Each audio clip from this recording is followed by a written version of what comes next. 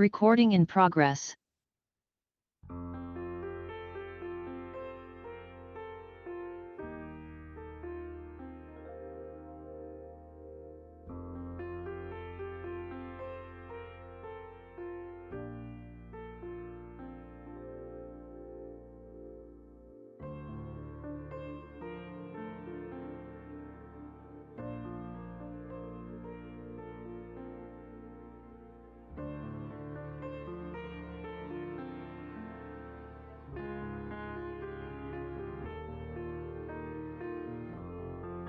All right, good evening, everyone. It's 7 o'clock, so why don't we get started?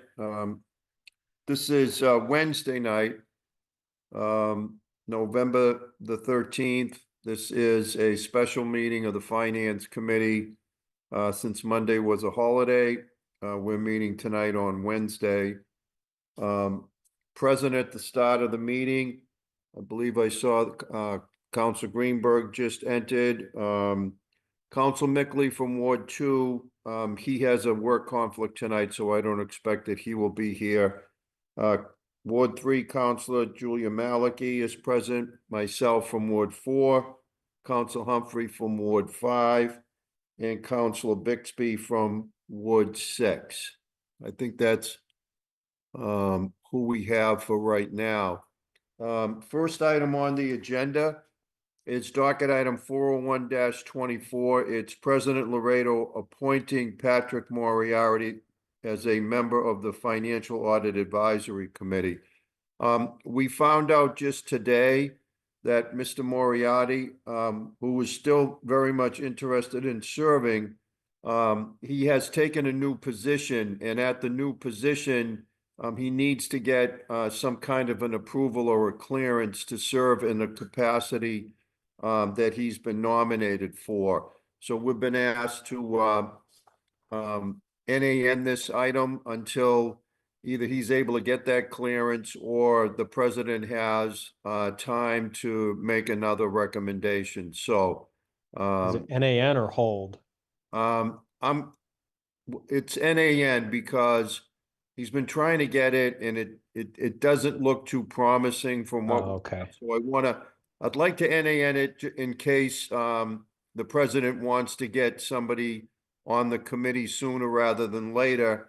Or he could always submit the recommendation again if in fact Mr. Moriarty's status changes, but it doesn't look too promising. And he's aware of what's going on and the problem that exists. So I'm going to ask for an NAN.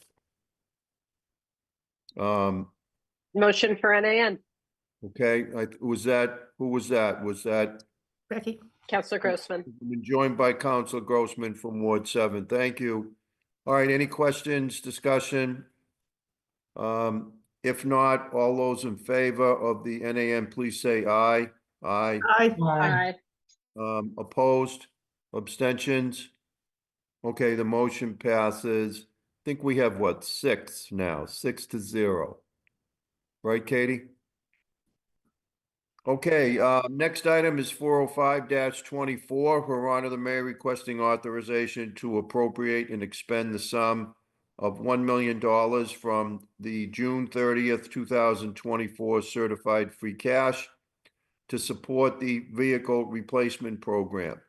Some of us heard this item in public facilities already, which approved the item 6-0. I see Maureen has her hand up already. You want to start it off, Maureen? Thank you, if I may, Mr. Chair. I really would like to just talk globally about 9 out of the 10 items that are before you this evening. The only one that is not part of my conversation is the item that is for CPC funding. As I believe you all know, we had $23.6 million declared as free cash this year. We like to know that we have 14 million going into the fall and to have throughout the year. And so we knew that we had about $10 million worth of free cash that we could put to good use. This is a very strategic list that is in front of you. Several of these items we otherwise would have bonded, and we'll be able to free up bonded debt service money so that we can repurpose it into the operating budget. And so we have before you tonight 2 items for DPW, which will be the fleet and traffic calming. We have 3 items for NPS, which are the textile and recycling reimbursements, McKinney-Vento funds, and the stabilization fund. And then we have 4 items for fire, the SCBA equipment, the PFAS-free gear, the shift commander vehicle, and ladder 3. All of these items total $6.5 million. Our intent is to, within the next few weeks, bring forward the rest of the 10.5 that we had expected. And so we will be still coming forward with 3 million more for NPS, which will be the math curriculum at 2 million, voice over IP for the 2 high schools at 300,000 and 700,000 for capital projects. And then on the city side, we'll be coming forward with another $1 million for security upgrades for police and fire, and 775 for small projects on the city side. So this is part of an entire package, really, that we are bringing forward. We're more than happy to have each of our department heads explain to you why each of these are such important projects. But please know that this is, more or less what we put forward in the financial forecast that we delivered to you about a month ago, and is all part of our larger strategy to make sure that we're minimizing what we are selling for debt so that we can take those funds and repurpose them for operating expenditures. So thank you, Mr. Chair. Okay, I see we have Commissioner McGonigal here. So Jim, I assume you're going to present the item? Yes, thank you very much, Mr. Chair. As you said, the request is for $1 million from free cash. This will support our vehicle replacement program, which is part of the CIP. Currently, we have $850,000 in our operating budget. This additional $1 million will bring us up to 1.85. In your backup, we have the list of vehicles that we plan to replace this year as part of our approved CIP program, and happy to answer any questions on those. Okay. Is there anyone on the committee that has a question for the commissioner or a comment?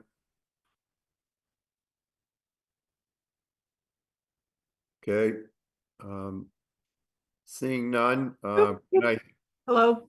Oh, I'm sorry, Julia. Go right ahead. Maybe I blend into my background there.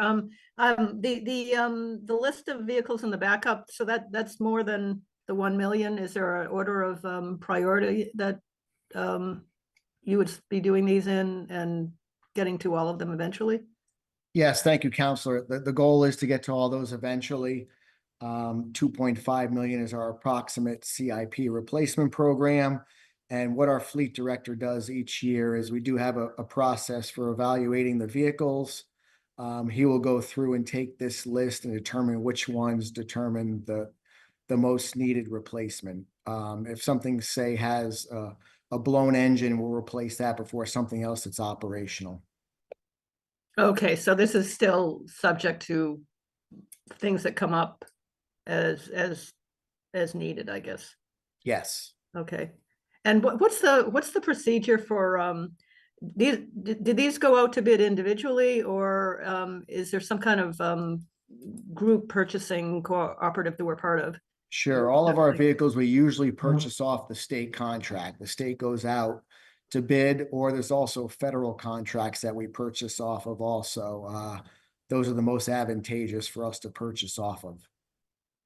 So that's sort of pre-bargain prices with a large purchasing group, but you can still customize them? That's correct. Yes, they have an itemized list of options, and these are procured. What happens is that the manufacturers will give additional incentives to the states and federal government. So this is our most advantageous pricing. Okay, thank you. Okay, Anyone else? Council Greenberg. Thank you, Chair. I'm just curious, Commissioner, is there a trade-in value for each of those vehicles? Yes, there is. And again, through history, we've also realized that we do receive, what we do is we auction these vehicles through a public auction service. And historically, we receive much higher values auctioning these than trading these in. And that's what we do with all the surplus vehicles. Okay, all set? Counselor Bixby. Thanks. Two questions. First, it looks like generally they're sort of replaced like with like, but is there a size differential with any of these vehicles? Yes, Counselor, the vehicles, as if you look in the current vehicle type, I could walk you through those, but there's heavy duty 6-wheel trucks. Those are our basic plow vehicles. A loader is the loader that loads salt and other materials in our yards.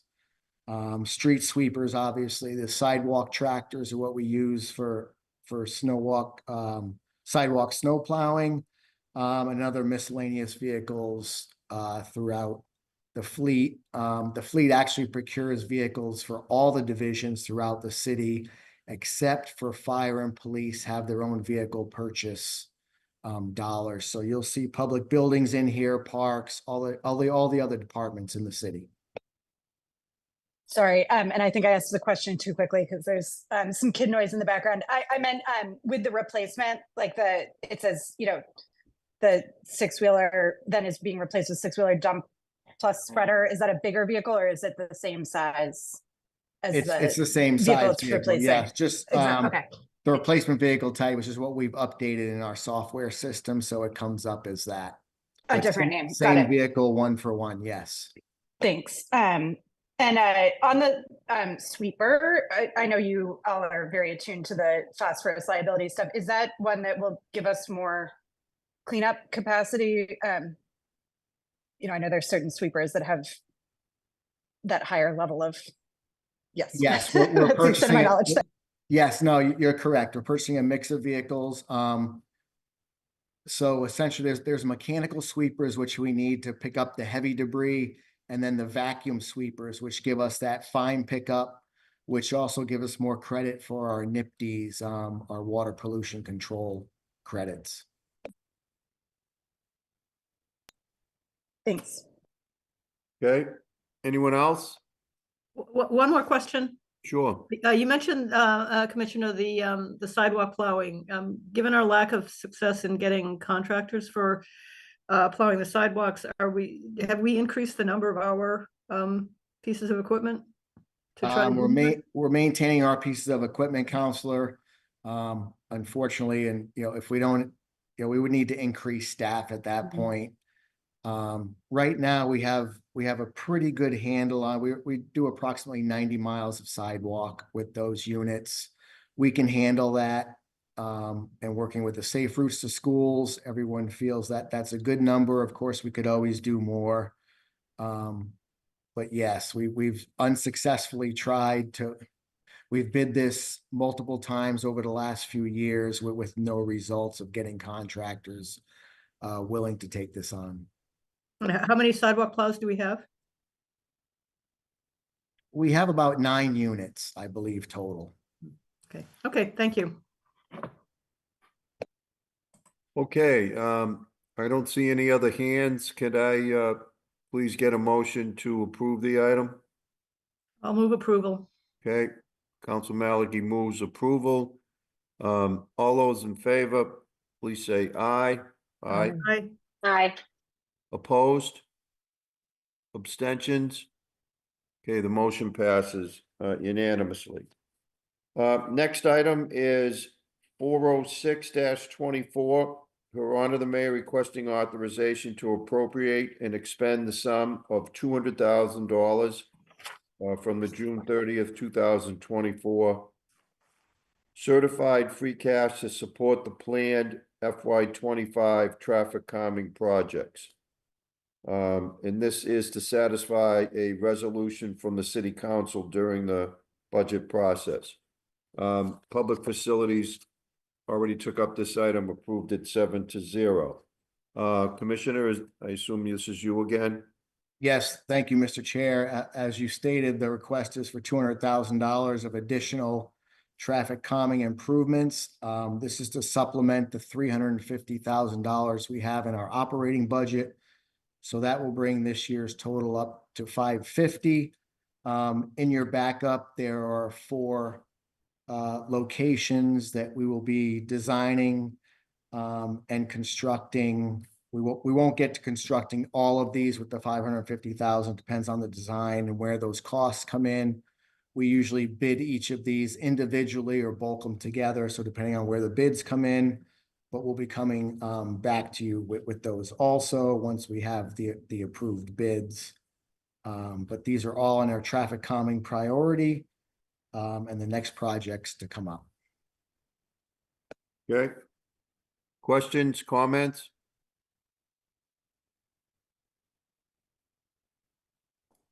I'm happy to move this. Council Greenberg. Oh, thank you, Chair. I just wanted to thank the administration for passing this resolution that we requested. There's a great need in our city for traffic calming.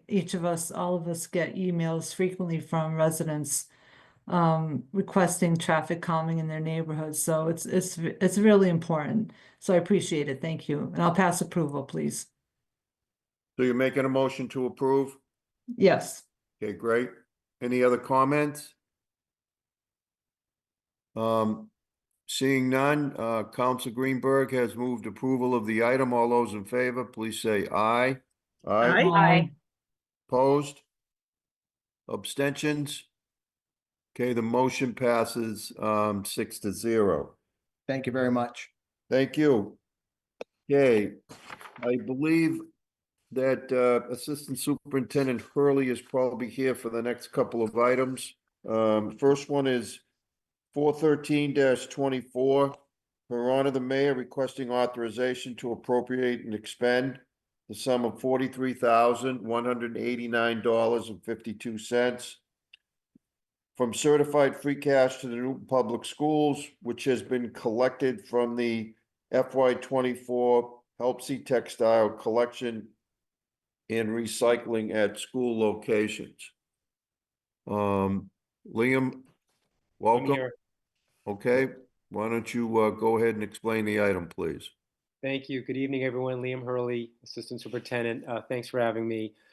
This is an initiative that we took on a few years ago and that many of you may have seen around our schools. These are these textile bins that we've put in. We went out to bid and we have a vendor called Helpsy. That's our current vendor. And for any of the textiles or materials that are essentially reused and recycled by this vendor, they pay us at a kind of a per pound basis. And this is money that we collected last year. And the intent of what we were trying to do with that money was to put it back into environmental initiatives. If some of you have been following, part of our contract with the NTA, we actually have now green team leaders. We have had some support from the city as well, from Juanita Trabert. She's had some grant money, but the intent is to support the initiatives of the green team leaders in our schools. This revolves, this can involve a variety of things from gardens to, making water more available, more, cleaner water in our schools. They've got a number of things that they're looking at, certainly recycling, composting, sustainability initiatives that they want to do. So that's the intent with this funding. This is money that we're getting in as people continue to recycle and put these items in our bins. Okay. Maureen, did you want to speak on this? Go right ahead. Thank you, if I may, Mr. Chair. This item, as well as the next one, these are really what we consider to be housekeeping items. The funds for each of these, for the textile recycling as well as McKinney-Vento, when you get to that in a moment, those funds come into the general fund. We received the funds in, say, the fiscal 24 budget is when we received all of these funds. And then this is our annual process of coming to you, looking to then take that money and move it out of free cash because it drops to free cash, but move it out of free cash and give it back to the school department. So this is really, this as well as our next item are really considered housekeeping from my perspective. Okay, thank you. Any questions from committee members? Okay, then, can I get a motion to approve? I'm happy to move it. Okay, motion, by Council Malachi. All those in favor, please say aye. Aye. Aye. Aye. Opposed? Abstentions? Okay, the motion passes, 6-0. And then the next item is 412-24, Her Honor the Mayor requesting authorization to appropriate and expend the state reimbursement in the sum of $338,119 from June 30th, 2024 certified free cash to the Newton Public Schools for the FY24 McKinney-Vento homeless student transportation. Liam? Thank you again. So as Maureen said, I think this is kind of an annual housekeeping piece. This is money that the state reimburses back to districts. They don't reimburse the full amount. This is approximately 80, I believe it's 88%. Each year it changes a little bit. So we had expended these the previous year, and this is money when we report that in our end of year report. This is money that we have spent and claim to have spent for students, transporting students within Newton and sometimes outside of Newton, depending on the situation.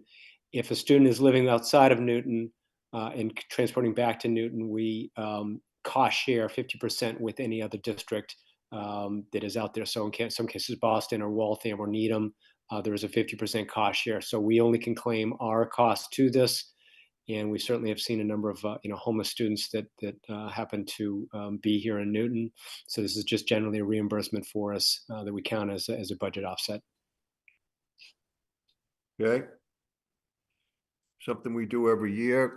Council Humphrey.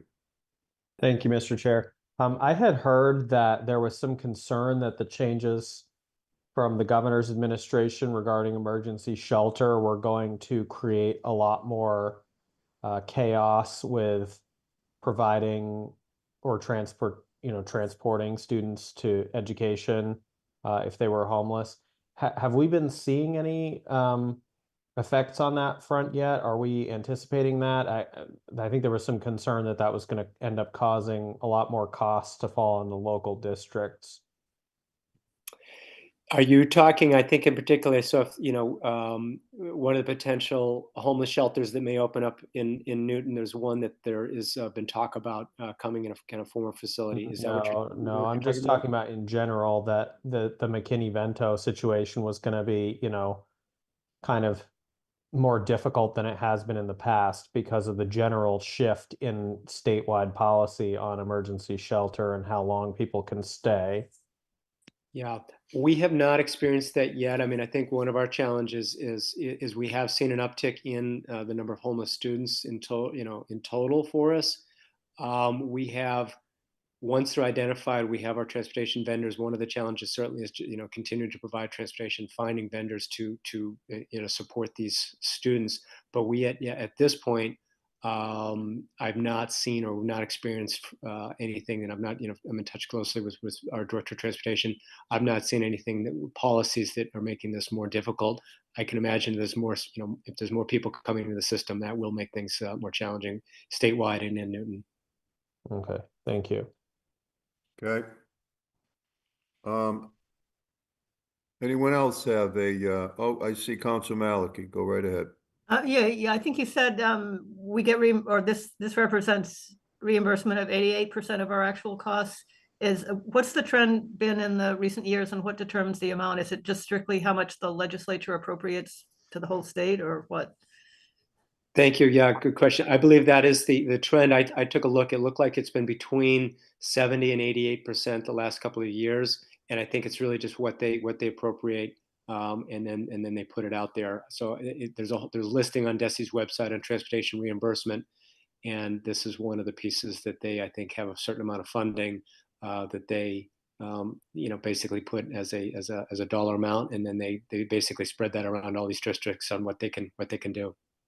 And is it allocated based kind of a for pupil basis, or does it have anything to do with the wealth of the community or anything like that? I think it's really just they have, I think, a dollar amount that they put aside into the entire McKinney-Vento fund, and then your wealth of the community. This is an area that's not impacted. So if we're 88%, all the other communities are that same 88%. So that's the. And it sounds like 88% is on the high side. That's on the high side in the last couple of years. So I think they realize this is something. But I would just say that grants and things like this, something we really got to pay close attention to.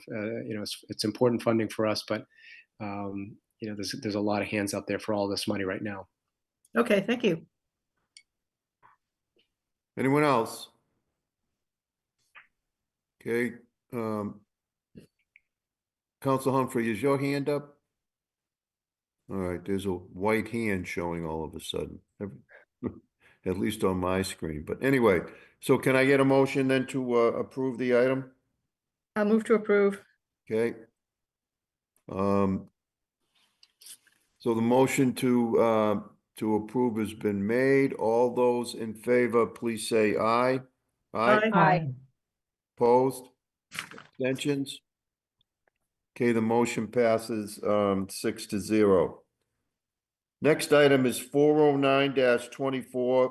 Her Honor the Mayor requesting authorization to appropriate $2 million from the June 30th, 2024 certified free cash to the MPS Educational Stabilization Fund. Programs and Services did take up this item and approved it 6-0. Maureen, are you going to present? Thank you, Mr. Chair. Yes. And so as I said in the beginning, this is part of our overall strategy of early appropriations, if you will, of our free cash. It is our intent to have you appropriate this $2 million. As you may recall, we put $22 million in the fund last year. The school department used $4.1 million toward their budget this year. This will add another $2 million that will earn interest. Our intent is to hopefully extend the life of the fund. And so at this point in time, we wanted to move forward with asking you to move $2 million of additional funding into the stabilization fund. Okay. Council Grossman. Thank you, Mr. Chair. As I think everybody on the screen knows, I certainly strongly support this and will move approval of the item. I just had a question.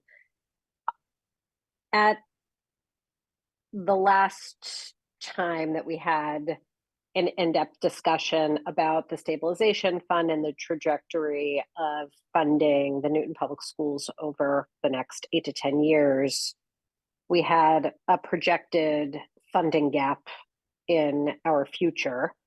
I wonder what that gap looks like today, if that projection has changed at all, and if any of the additional free cash that we have found ourselves with at this time, how we're essentially planning on getting there. Obviously, not that much time has gone by from the time that we first kind of adopted the plan to now, but we have had this particular free cash amount, and I'm just wondering if there's been any changes or evolving thinking about that.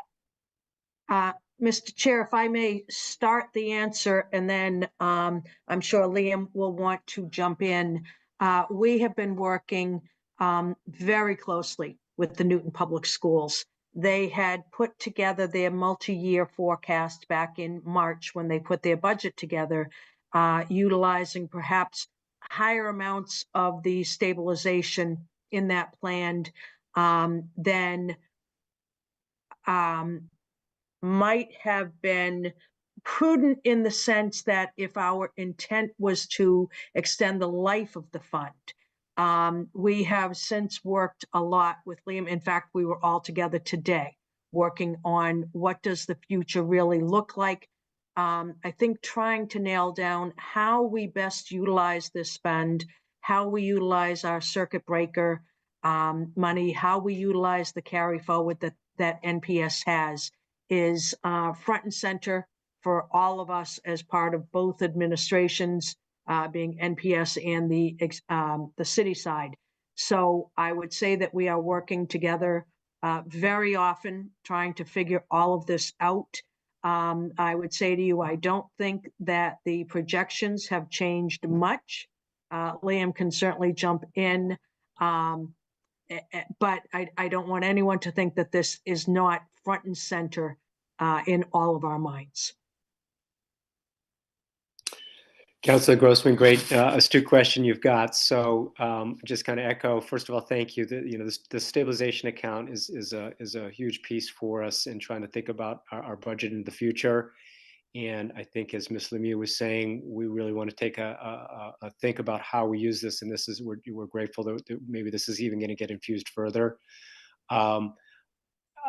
Essentially, I don't think I'm in a position right now to talk about the budget gaps, but the budget gaps are real. We've got projections going out, and it's really a question of kind of expenses growing faster than the projected revenue, even with the stabilization account. Certainly, any amounts of money growing, and we're really also thankful this money also earns interest, is going to help us.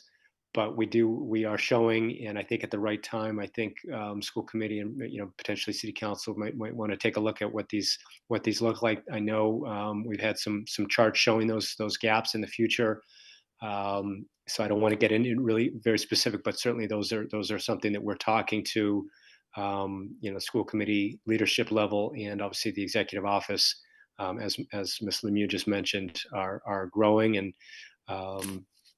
it's going to be something that we need to face, and I am thankful that this stabilization takes a little bite out of it. But the bottom line is kind of just the simple math of where the expenses are growing, our salaries, our benefits, and even our expenses.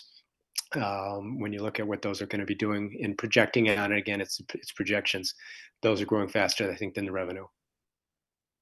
Well, thank you. Undoubtedly, we'll be talking about it in greater detail as budget season comes around this year, but I certainly am grateful for this additional infusion to the schools of cash, and want to continue to be supportive in any way we can in helping to figure out that financial picture and make sure that we're giving the schools everything you need to to achieve the strongest possible position. So appreciate it, and I move approval of this item. Okay, thank you. Any other comments or questions?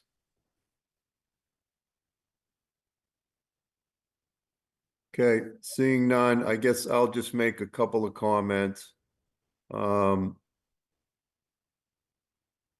last year, when we were talking about establishing this fund, I was extremely supportive of it, as was the entire city council, and I still strongly believe, that it was the right thing to do. It was unprecedented in my 40+ years, either school committee or council-wise. I've never seen a fund like this set up, and I was proud that we were able to do it. And we talked a lot about how the money would be spent and which years and so forth, at least sort of like a blueprint, a game plan, with the understanding that things would be flexible because numbers change and needs change. I had no idea that in less than a year's time that we would be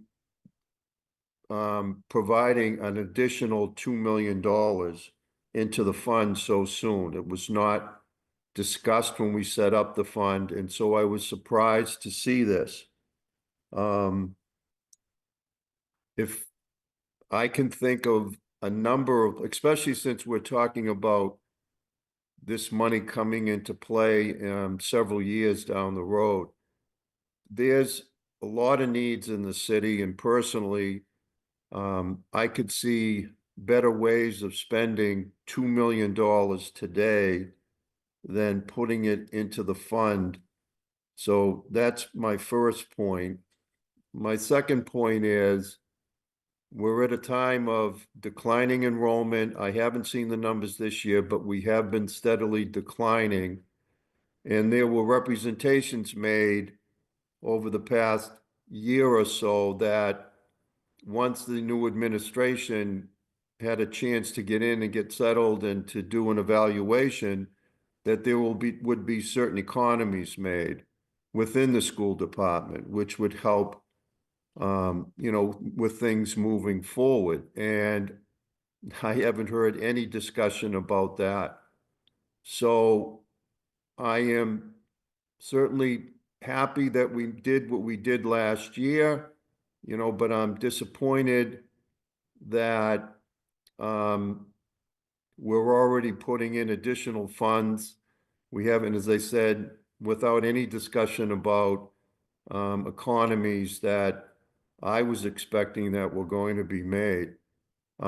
As far as, there's a lot of uses, but we got an item that's coming up next that talks about affordable housing. There's a project, and I see that Peter Sargent is here, at least he was, who can speak to a project that he worked on a little bit with, and I worked on with other counselors to create 8 affordable family housing units in West Newton, along with a nice pocket park in an area of the city that doesn't have that kind of a park. And it continues to sit vacant to this day. And there's one thing that's bothered me a lot over the years. It's the fact that we could have had, at a minimum, 8 families able to live in Newton that otherwise would not have had the chance. And we continue to make no progress in that regard. And the problem is money. We met not too long ago with a bunch of folks that were interested, and nobody seems to figure out a way to get something done over there. But $2 million would certainly help, along with some serious CPA money. So, I mean, that's one thing as an example. And today, maybe it's more than 8 units. Maybe it's 12 units. So I think there's a better use for this money. Maybe we should be setting up, and I mentioned this to Maureen and to the mayor, a municipal stabilization fund. I just think that sometimes, the schools are certainly important, but we're city councilors, and, it's a big city with a lot of needs. And I think sometimes the city side gets a little short shrift. And I can't think of anything more important right now than the opportunity or the attempt to try to provide some, family housing in the city. And we got a piece of land over there that continues to sit vacant. We could have done some good things for the Myrtle Baptist Church in addressing their parking situation. And it's just frustrating to me that we don't get anywhere. And yet we're going to just sort of put this money into a fund to sit there for something 5-6 years down the road. It doesn't make sense to me. So I'll probably for now just abstain for tonight. And if nothing changes, then I'll vote against it. At full council, I'll be the only one. I'm not trying to get anybody to change what I know is going to be the vote. I understand how, people feel the needs to just, at schools, get them the money. I understand that that's what people want to do. So I'm not trying to convince you otherwise. I'm just trying to explain why I don't anticipate supporting this item. So if somebody wants to make, oh, you already made a motion, right, Counselor? All right, so Counselor Grossman did make a motion to approve it. Anybody else have a question or anything? All right, seeing none, all those in favor, please say aye. Aye. Aye. Opposed? And I'll abstain. So the motion passes 5 in favor and 1 abstention. Okay, speaking of the next item, it's 403-24. It's the Community Preservation Committee recommending the appropriation of $1,841,719.78 from the FY 25 Community Preservation Housing Budgeted Reserves Account and unrestricted prior year reserves to the control of the Planning and Development Department for a grant to the Newton Affordable Housing Trust for their FY 25 funding. Who's gonna start this off? Is it you, Molly? It is. Hi. Nice to see you again. Nice to see you as well. As usual, I will man the PowerPoint, which I'll share on my screen, and our chair, Susan Lunan, is here to give the presentation. Thank you.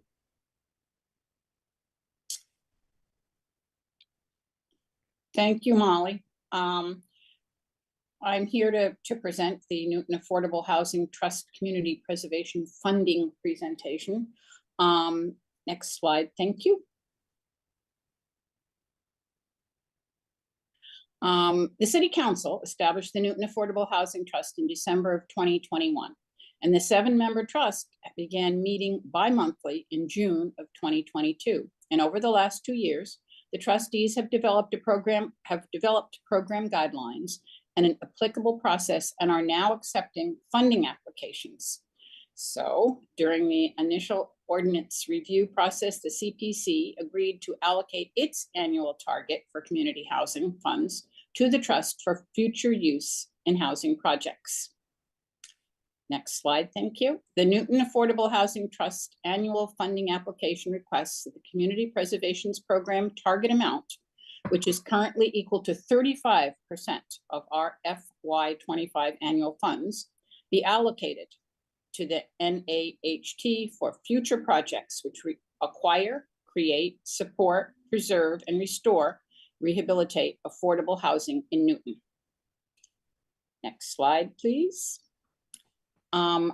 The original request is on the top line, and then we also added in a reimbursement. We had already assigned some funding. It wasn't used, so it gets returned to the fund, and it was under the category of housing.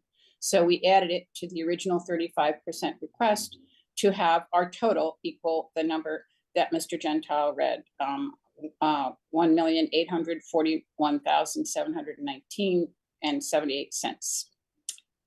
Next slide, please. The recommended budget here, we have the proposed amount, and then it comes from our unrestricted prior year reserves. But then we also have a FY 24 reserve account, which wasn't used. We added that in to make the total number, which I had just explained. Next. The balance, and then housing current year, and unrestricted prior year and unrestricted fund current year. These are the CPA funds that you see before you, and that's how our budget's looking. Next slide. Thank you. Do you have anything else to add, Molly? I would just add, because I know these balances, and I know Steve Curley's also on the call and can fact check me if he sees anything wrong, but these were the balances as I saw them, and as our accounts showed when we first made this presentation to zoning and planning 2 weeks ago. And it just gives a quick before and after of what the accounts would look like after this funding request has gone through. Correct. And we do have 4 categories. We have recreation, and we have historic, and then we have open space, and then we have housing. And as you can see, housing takes more than the 25%. We don't allocate them evenly because of the need for housing. It's a 35% ask of our total budget. Okay, I see that Mr. Curley has his hand up. Stephen? Thank you, Chair. Um,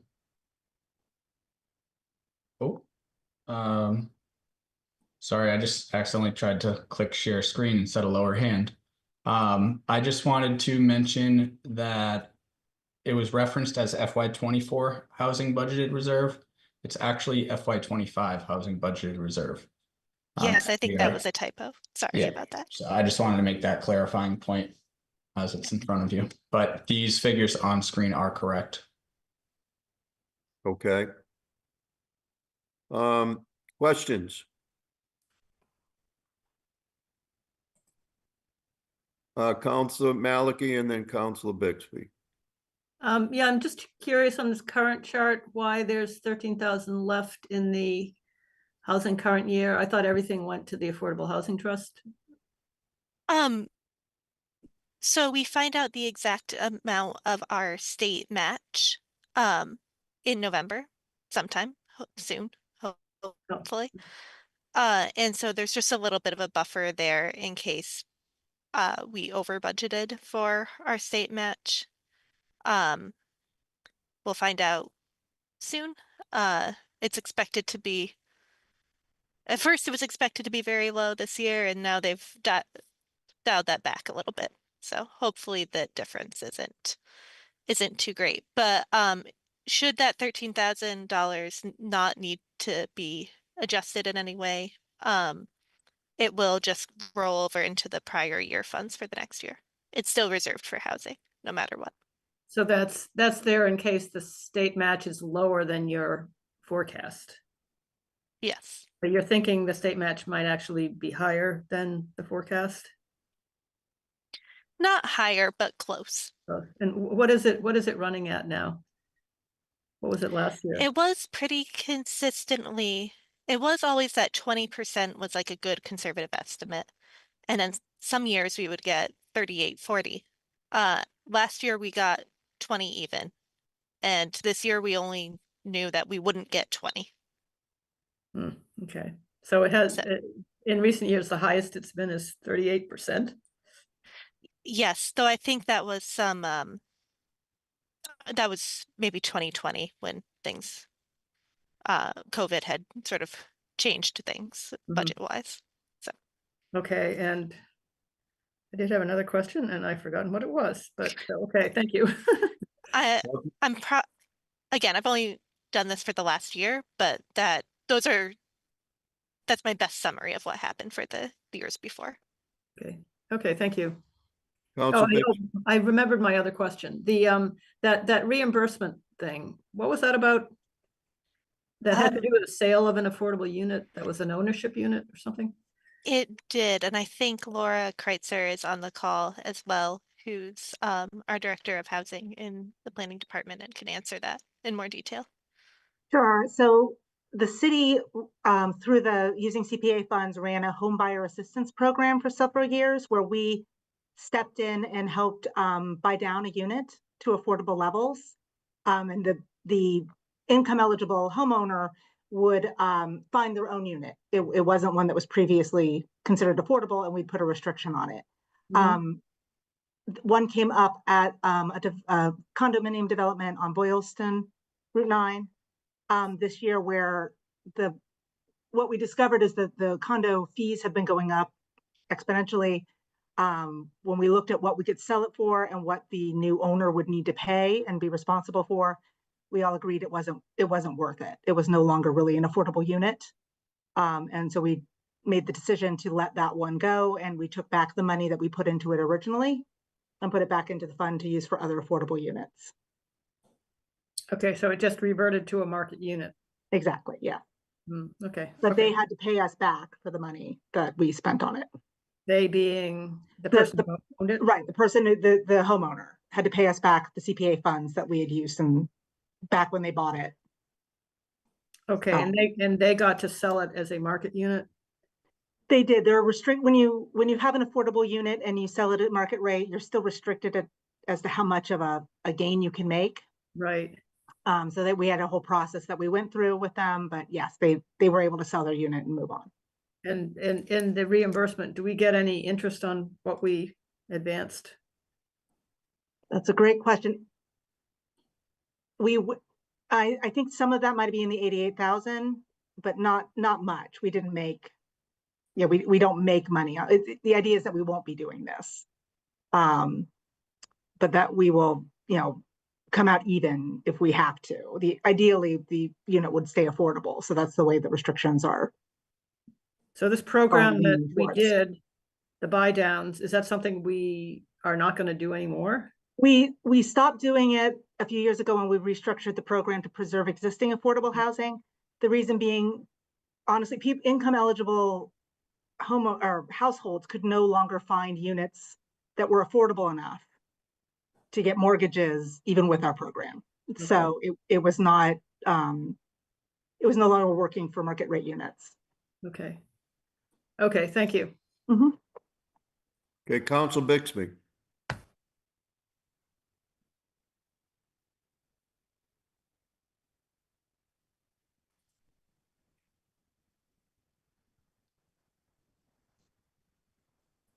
Did we lose Council Bixby?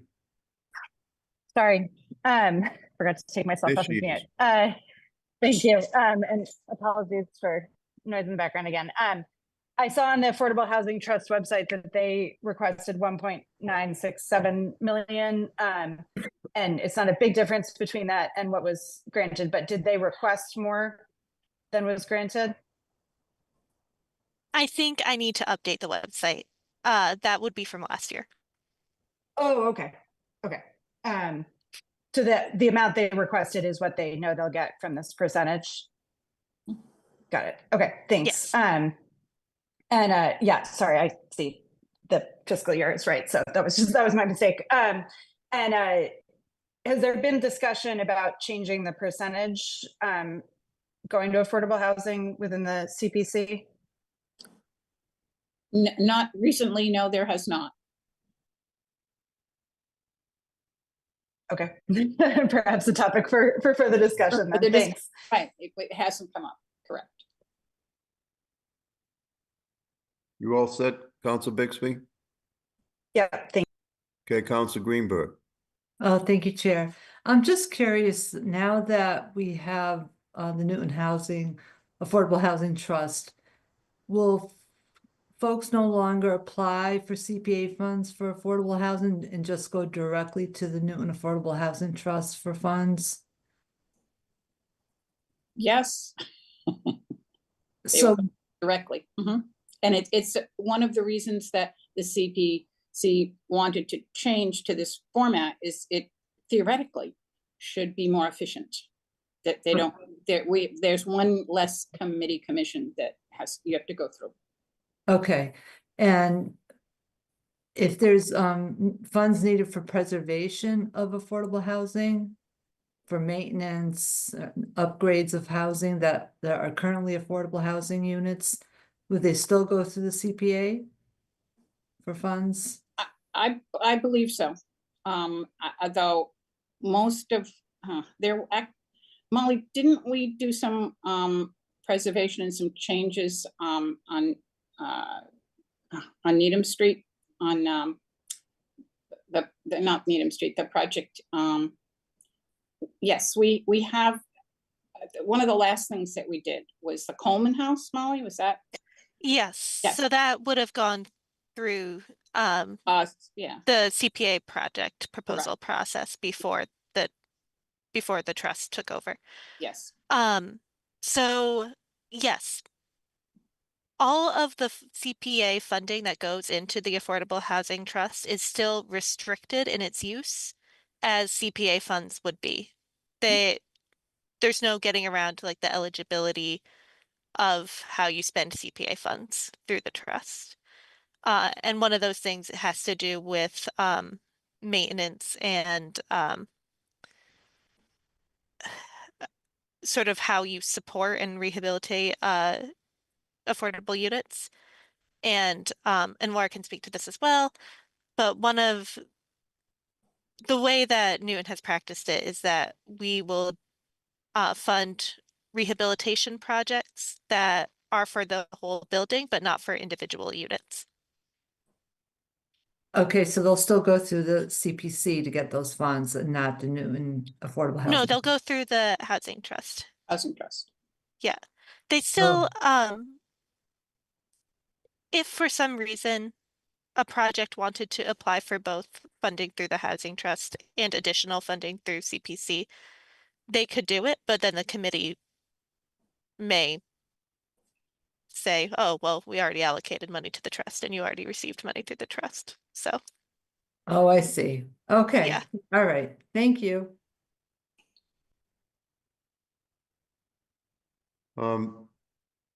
Because the screen is shared, I'm not sure that I can see everybody. Here. There you go. I'm just looking to see if there's other hands up from the committee. I don't see any. I just wanted a little help in terms of making sure I understand the money. So I remember when we first started, when the housing trust first started, I remember that there was a $500,000 transfer in the very beginning. And is that 500,000 that, you know, used to go in initially, is that part of this 1,841,000? Okay. And then how long have we been combining that with other CPA funds? We did this last year too, I believe. Is that correct? Yes, so the target of 35%,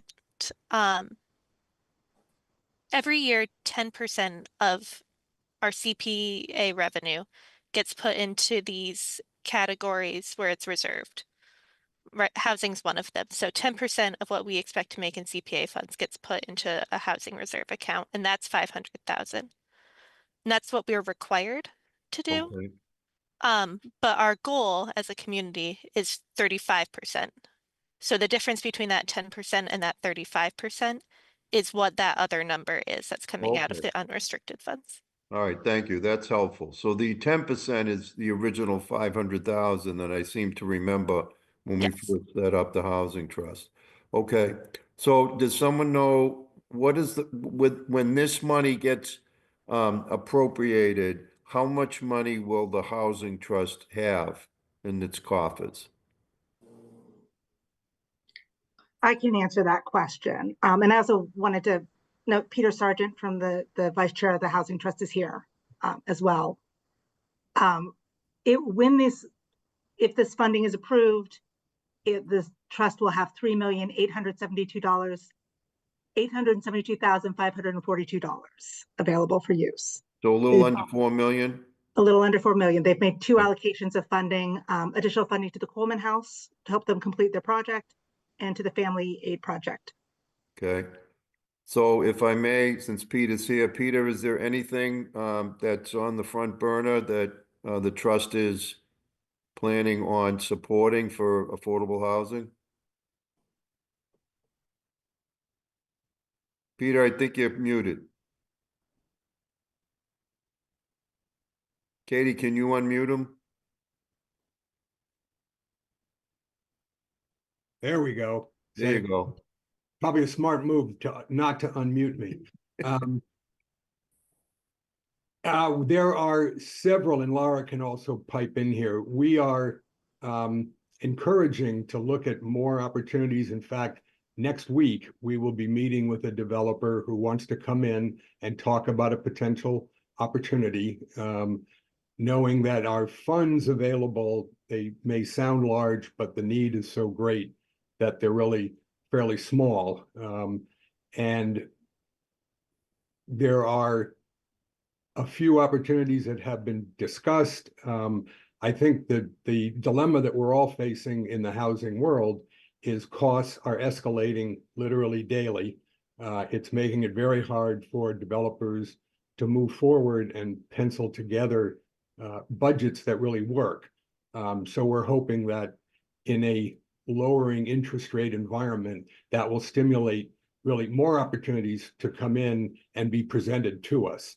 And Lauren, if you want to add on to that, and there's some things that we've been doing in the past year, sort of in this gap after we made the first 2 fundings, to try to really accelerate identifying parcels within the city that could be used to promote affordable housing. Some of you may have seen it just at the state level. There was a big article in the Globe today that people saying, public-owned lands represent one of the greatest reservoirs of potential housing development, but that presents a separate set of challenges. But we're at the Newton level, we're really trying to look at that and drill down and look at what is available both from the city and from the Newton Housing Authority, as are there reasonable opportunities for development at that level, as well as outside developers coming in, like the group that we're meeting with next week.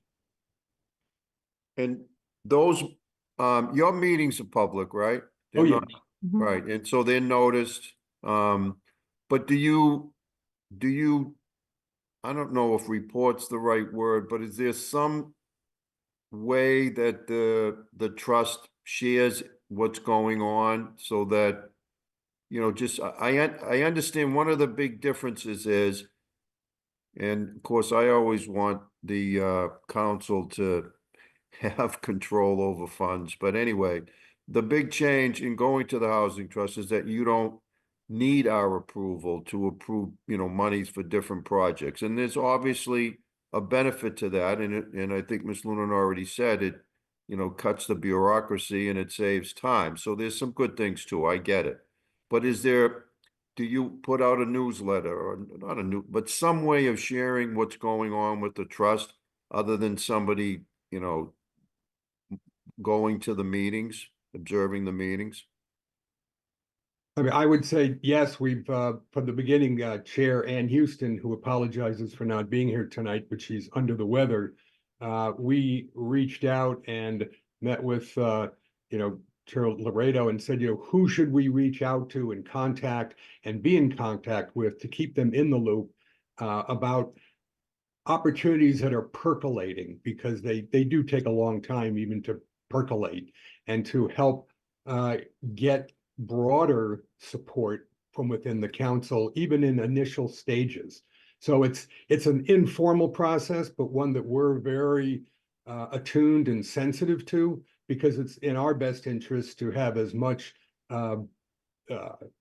publicity, to use that word, to really help move the affordable housing agenda within the city, which is very difficult. Building affordable housing has gotten increasingly more difficult over the last couple of years. Laura, do you want to add on to that? No, I would just say, we do have our website. When we have had applications come in, we posted them on the website and made Yeah. sure that they were in the Friday report. I believe they may also been in the mayor's newsletter when the funding allocations were out there too. So, we're happy to share information with any suggested outlets. As Peter said, the part of the trust's goal is to get the word out as much as possible. Well, I guess it's just as simple. I assume you set an agenda and you post the agenda when you notice the meeting. So, and I understand, Peter, I'm not asking you to, tell us who's coming in the next meeting or whatever, but can I assume that whoever's coming in to talk to you about a project, that developer will be on the agenda? Yes, I mean, it'll be posted, because it's going to be, we're actually having a joint meeting to cover a couple of things, but that developer will be coming into the trust first, and it'll be posted on the agenda. I mean, I'm just personally reticent without Laura's thumbs up to identify. I But think we could go ahead and say. if okay, you're- well, it's the old Albemarle Gardens, which is being looked at to be repositioned as affordable housing, being called Newton Gardens. It's a, Wynn Companies, which is one of the best names in the, region as far as affordable housing goes. They're going to come in and just introduce the project to us. They've sent us some preliminary information for us to review. We have sort of priorities within the housing trust that we would like to see our funds used to create, leverage as much affordable housing as possible. But they're coming in to just sort of talk about it because it is a large development and there's a lot of money involved. So it's something that we need to start on that path as soon as we can, and because they would like to see it move forward. So these are the housing units. They're on the pretty close to the Watertown line down in there that was privately owned for years. Yes. That's what you're talking about? That's Yeah. interesting. All right. So Yeah. you're basically doing what all that I would ask, and that, you got an agenda, and if someone like me wants to know what's going on, I just got to look at the agenda and I can attend the meeting. So like, Yeah, and I would say at each of our meetings, it's not a overwhelming crowd, but we do get people, dialing in and participating and listening to what's going on. And Josephine McNeil is a common participant. And we encourage anyone to please dial in. We also meet live. It's either remote or we meet live at our meetings. okay. All right, thanks. I'm seeing no other hands. Can we make a motion, Julia? Sorry, I just had a suggestion for making your information more available. And I believe your meetings are the ones that are 4 to 6 p.m. on a weekday, correct? Yeah, which is an odd time for a lot of people to try to get to something. I think it would be helpful to post the links to the Zoom recordings on your webpage. And that's something I wish a lot more commissions would do, and it's been very hard to get them to actually do it. But since you want to let more people know what you're doing, that would be an easy way for people who can't make the actual meeting to catch up. So noted. Great, thank you. Okay, anyone care to make the motion to approve the item? Come on, this is a good one. Okay, I'll move it. Happy to move it. Who, is that you, Becky? Yes, among others. Okay, all right, Council Grossman moves approval. All those in favor, please say aye. Aye. Aye. Opposed? Abstentions? Okay, motion passes 6-0. Thank you all for coming in. Thank you all very much. We'll see you soon, I hope. Thank you. Thank you. Okay, next is docket item 407-24. Her Honor the Mayor requesting authorization to appropriate and expend $50,000 from the June 30th, 2024 certified free cash for the purchase of 30 new self-contained breathing apparatus bottles in the fire department. I see the chief, and I also see Mr. Bianchi. Who's gonna do? Counselor, thank you. I'll speak on this one. Hey, Michael. We are requesting $50,000 for 30 new SCBA bottles. Self-contained breathing apparatus. Those are air cylinders or tanks that we carry on our backs that is connected with a hose to a face piece, which we put on our face. Allows us to breathe breathable air in dangerous and toxic environments. These bottles have an expected lifespan of about 15 years. So we're just looking to replace 30 of them at this time. And I will answer any questions. Thank you. So, did this not go to public safety and transportation? It did. It did, and Okay. it passed. All right, it's just not on the report. That's all the reason I asked. I see the next item did, and the vote was reported, so it did go there. Good. All right, any questions? Okay, Council Grossman, do you want to move it? I'd be happy to move approval. Okay, motion's been made, and all those in favor, please say aye. Aye. Aye. Opposed? Abstentions? Motion passes 6-0.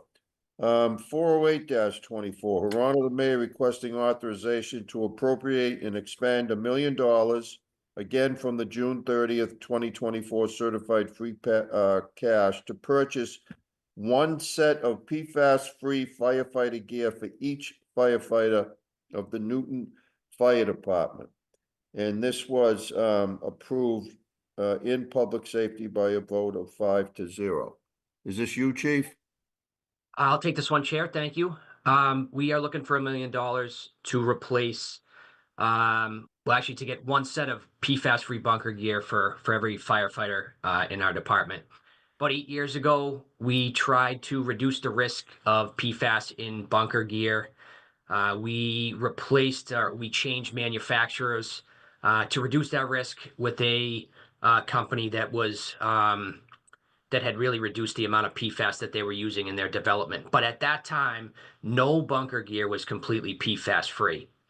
Just in August of this year, Massachusetts passed a bill that by 2027, all bunker gear must be made PFAS free.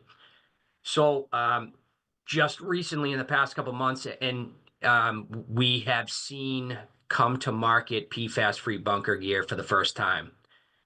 We will begin testing that bunker gear. We want to make sure we buy the right equipment for the firefighters and end up with the right bunker gear in the end. We are hoping to have this funding ready when we have that bunker gear ready to go. When we choose the right bunker gear, we hope to have this funding ready so we can stay near the top of that list. And why I say that is there's a lot of departments that are going to be looking for this PFAS-free gear now. We think we've positioned ourselves in a good place to buy some of it. And we want to, we're hoping to have the funding so that we can remain at the top of that list and be happy to answer any questions. Okay. Questions? Maureen, you wanted to speak? Thank you, Mr. Chair. I just want to reiterate what the chief said. The reason that we have this in front of you now is so that when the fire department selects whatever vendors gear it is that they want to purchase, we really need to be ready to move forward. We're trying to be very proactive on this. We want to make sure that everybody has the PFAS-free gear. And we know that there will be other communities who are also positioned, to line themselves up to be able to purchase this gear as quickly as possible. So this is really, we don't know the answer yet, but we want to be able to be very nimble and to be able to move forward as quickly as possible. Okay. Counselor Grossman. Thank you, Mr. Chair. As you had noted, we did discuss this in the Public Safety and Transportation Committee meeting last week, and there was broad agreement in the importance of this and in outfitting our firefighters with the healthiest, safest gear possible and most advanced technology available, especially in recognizing the increased incidence of cancer in the firefighting profession, and obviously the risk that the firefighters put themselves in every single day to protect and serve our community. So it's definitely strongly supported there, and I would love to move approval of this item this evening. Okay, well, thank you for your comments. It's certainly appropriate, and we'll take that as a motion to approve has been made. Councilor Malachy. Thank you. Yeah, I'm really happy to see this. I've been worrying a lot about PFAS for quite a while. I just curious, when you, Chief Gentile, when you talk about testing, are you talking about sort of testing it to confirm that it's PFAS free, or testing it to make sure that it meets all the other requirements of the gear? The gear will be NFPA certified, and it'll be certified PFAS free. So we're not gonna, we're not gonna check those. What we do is, so every piece of gear has kind of levels of protection that they have, and then levels of breathability, if you will. So just imagine this suit's keeping the heat off of you, but it also has to release the heat from within, or you're really exposing your firefighters to a lot of heat stress. So there's a balance point there that we try to find. This is the process that we went through 8 years ago to try to find the most breathable but most protective gear we can find. So we're gonna embark on a similar quest to find that balancing point. One of the things that reducing or eliminating the PFAS is it's going to create additional challenges to make that gear as breathable as possible. So these are the things that we're looking at now, and we're starting to try to determine what the best gear is. And are there more than one company that make PFAS-free gear? Do you have choices? Yeah, so far we have two that we are about to start doing our testing with. I am hopeful that we'll have a third within a few months. That'll give us three choices, and I think we can find the best fit between those three. And how many sets of gear does each firefighter have? So we currently each have each firefighter has 2 sets of gear. Gear lasts 10 years by NFPA standards. So what we try to do is, and we have in our operating budget money set aside for a replacement program. So this is why we have in the recent years we have not come for one big lump sum to ask for a replacement of gear. This is kind of special circumstances because we're trying to jumpstart our PFAS-free gear. But every year we'll replace between 25 and 30 sets of gear.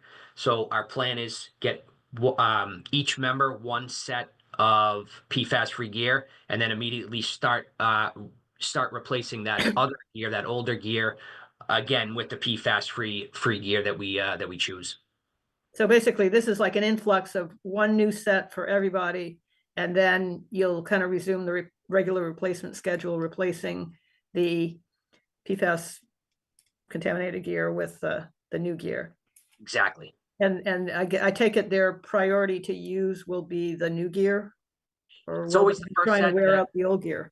Yeah, exactly. So it's always the first set that they're wearing primarily. We do have a backup set in case something happens to your first set. We try to wash and launder our gear a lot. So sometimes you'd be using that second set. But yes, primarily that first set, that primary set of gear. And are they stored separately so that the old gear doesn't sort of somehow contaminate the new gear? Yes, absolutely. Well, the good thing is this new gear that we started purchasing 8 years ago. The outer shell of that gear is PFAS free, so that's gonna help in that with the cross contamination. Great, thank you. Okay, so we have a motion. Anyone else have a question or a comment? All right, seeing none, all those in favor of the item, please say aye. Aye. Aye. Opposed? Abstentions? Okay, the motion passes 6-0. All right, 2 more items. 414-24, Her Honor the Mayor requesting authorization to appropriate and expend $75,000, once again from the June 30th, 2024, certified free cash for the purchase of a new shift commander vehicle in the fire department. Again, this was approved in Public Safety and Transportation 5-0. Mr. Chief? Chair, I'll take this one as well. Okay.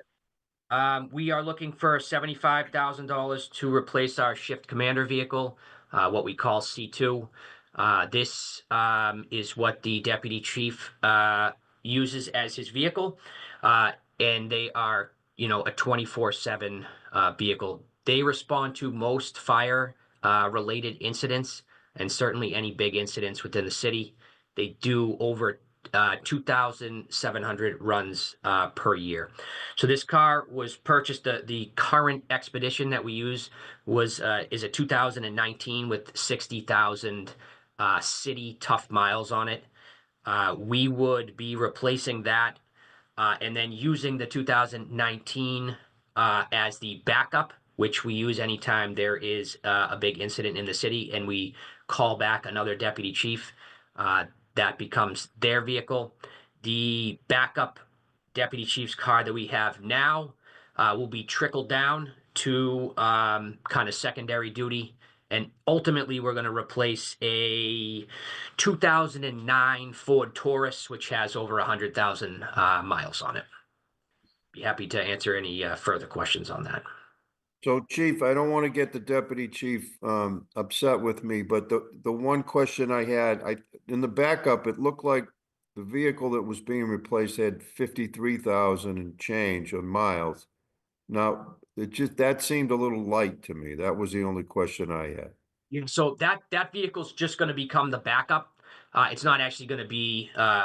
We still use that. So we try to keep these cars for their entire lifespan. So that one with 53, I thought I had written 60, but it could be 53.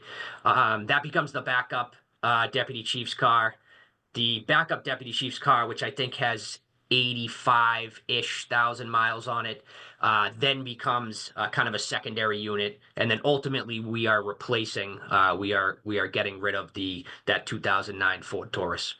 Okay, but again, my only question was, it just seemed to, I mean, these aren't inexpensive cars, so we're replacing a car that has, well, whether it be 53 or 60,000 miles. And as they say, that seems to me to be a little early, but I'm sure that I mean. So the problem is that these are tough city miles that, you know, this responds to. It really only goes to emergency calls where it's, you know, there's a lot of wear and tear on that, and we start seeing that being out of service more and more, you know, right around the 5-year mark. So once you have trouble keeping it in service, and it's constantly having to be repaired, that becomes really problematic for our operations. Okay, I'll take your word for it. Anyone else? Is there a motion? I'm happy to move it. Is this another example of something that's purchased from a state contract shopping list? Yes. Okay, thank you. I'm happy to move it. Julia, this fall scene of yours, you're right. I keep missing your hand in those leaves. I need to switch. I need a nice winter scene with trees. Yeah, you need a little. With white. You need some contrast. All right. So you moved it, right? Yes, I did. All right. All those in favor, please say aye. Aye. Aye. Opposed? Abstain? Okay, motion passes 6-0.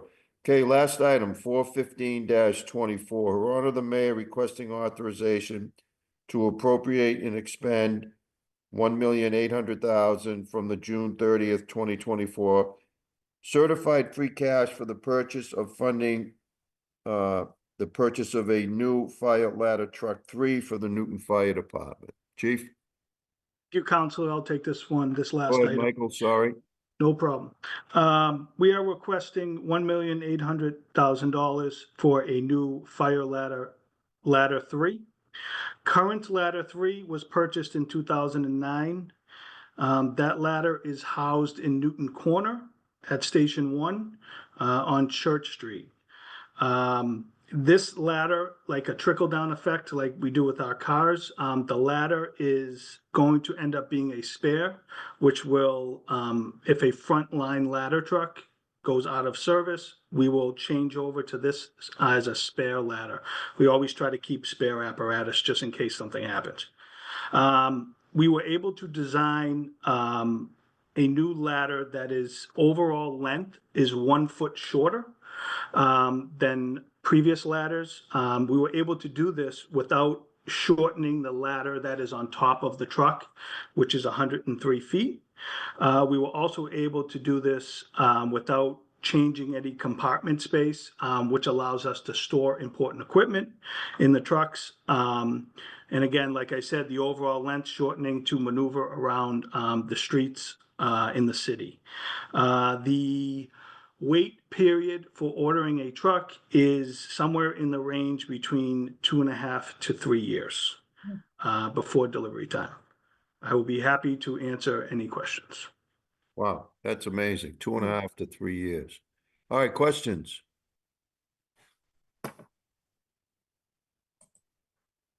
Which company do you, is there used to be a company called, was it Pierce?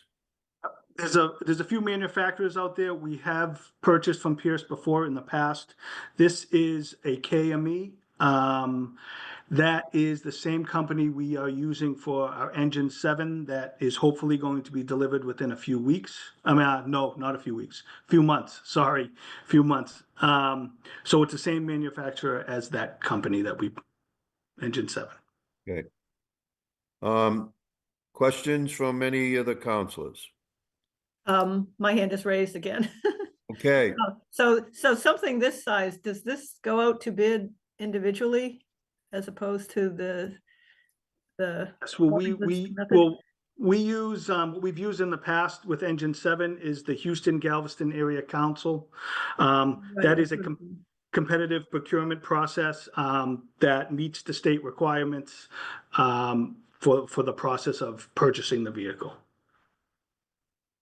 So that that kind of pre-clears the competitiveness of the bid, and then you just design it according to what you want on it. And with the 2.5 to 3 year delivery time, the price is locked in, even though it's going to take that long. Okay, thank you. so that's interesting. That's a good question, Council Malik, because I think in public facilities, if someone was there with me, correct me if I'm wrong, but Commissioner McGonigal was telling us that the prices aren't locked in with the replacement program, which is interesting, but your price is locked in. That's correct. With KME, this happened also with engine 7. We actually built that a long time ago, or designed it a long time ago, and it's taken probably almost 2 years to come in, maybe 1.5 years. And that price is locked in also, so yes. Okay. All right, any questions? All right, can I get a motion from someone? I'll move So it. moved. All right, I think Julia was a little quicker this time. So Council Maliki moved approval. All those in favor, please say aye. Aye. Opposed? Abstentions? Okay, the motion passes 6-0. That is our last item of the evening. Unless someone has something else. If not, as always, thank you again for your attendance, and have a good rest of the evening. All right, have a good night. Thanks. You, counselors. Night.